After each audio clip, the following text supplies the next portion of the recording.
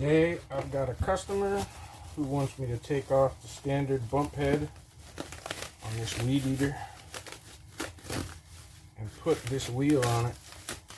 Now, this wheel is a wire wheel like you would put on your grinder, if you can see that, and it's supposed to come with all the stuff you need. So we're going to take off this original head because he hates these bump heads. I don't blame him. They kind of suck.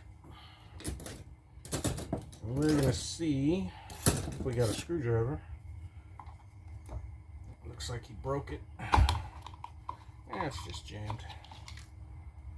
Take this old style off and figure out how to get this thing apart and get the new one on it. Just remember, it's a Weedeater. You know what I mean? It's 40 bucks used. It's 150 bucks new. He wants to try this thing out. So I spent the last few minutes and figured out how I could make this work.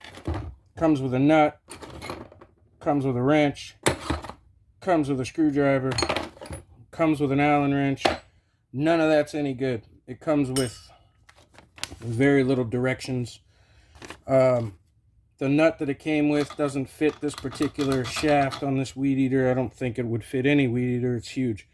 So I went through my stash and I found a lock nut with the plastic insert that does fit. I've already had this together and tried it. I don't particularly like it, but hey, he might. So you take the insert, you slide it in there. You put the new wire wheel blade on there. You take this insert, and there's a round part on there. You put that down. You try your best to center everything. It took me a few tries the first time to get it to stay centered. It was wobbly and lopsided. In my opinion, this does not let your engine come up to speed. Therefore, it's putting undue pressure on the engine. I don't like it, but hey, it's not my machine. And if it breaks, it's his, his situation, his fault. Not fault, but he wants to try it out. And I tried it. It does work. I don't like it. But hey, you never know. Something new might happen.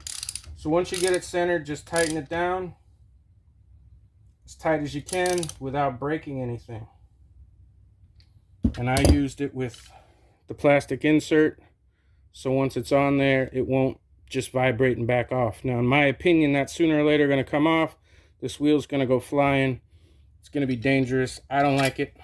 I'm going to tell him that he has to double check it every time. This is a 1/2-inch socket.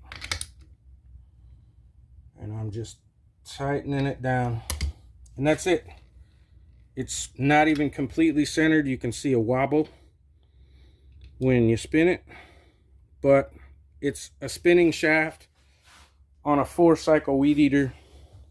It's not the end of the world, and it's not a $2,000 tool. It's a used $50 tool. I don't know what he spent on this, but I used it. I don't particularly like it. It does work. I hit a chain link fence with it, and it jammed up in the chain link fence and busted the fence and got it all tangled up. Every time you hit something solid like a tree, it wants to jerk out of your hands. It's like using a grinder with a wire wheel. But it does work. That's how easy it is to put it on. See you soon.